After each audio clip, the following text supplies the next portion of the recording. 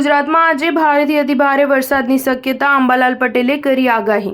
ગુજરાતમાં આજે મેઘરાજા મન મૂકીને વરસી રહ્યા છે। અત્યાર સુધીમાં કુલ 120 તાલુકામાં વરસાદ નોંધાઈ ચૂક્યો છે, જેમાં દેવભૂમિ દ્વારકાના જિલ્લાના ખંભાળિયામાં કુલ 4.5 ઇંચથી વધુ વરસાદ ખાબક્યો છે। આ દરમિયાન હવામાન નિષ્ણાત અંબાલાલ પટેલે રાજ્યમાં મધ્યમથી ભારે વરસાદની આગાહી કરી છે। અંબાલાલ પટેલની આગાહી અનુસાર ઉત્તર અરબ સાગરમાં બનતું સાયક્લોનિક સર્ક્યુલેશન ગુજરાતને અસર કરશે। લો પ્રેશરના કારણે જુલાઈમાં ભારેથી અતિભારે વરસાદની શક્યતા છે।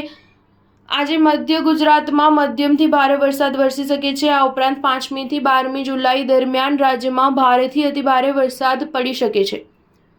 કેટલાક ભાગોમાં પૂર આવી શકે છે, જ્યારે 8મી થી 12મી જુલાઈના રાજ્યના ભાગોમાં ભારેથી અતિભારે વરસાદની શક્યતા છે। દક્ષિણ ગુજરાતના વિસ્તારોમાં પૂરની સ્થિતિ સર્જાઈ શકે છે। હવામાન વિભાગની આગાહી અનુસાર આજે દેવભૂમિ દ્વારકા, જામનગર, પોરબંદર, રાજકોટ, જૂનાગઢ, ભરૂચ, સુરત, તાપી, નવસારી અને ડાંગમાં વરસાદનું યલો એલર્ટ જાહેર કરાયું છે, જ્યારે વલસાડ, દમણ, દાદરા અને નગર હવેલીમાં ઓરેન્જ એલર્ટ જાહેર કર્યું છે।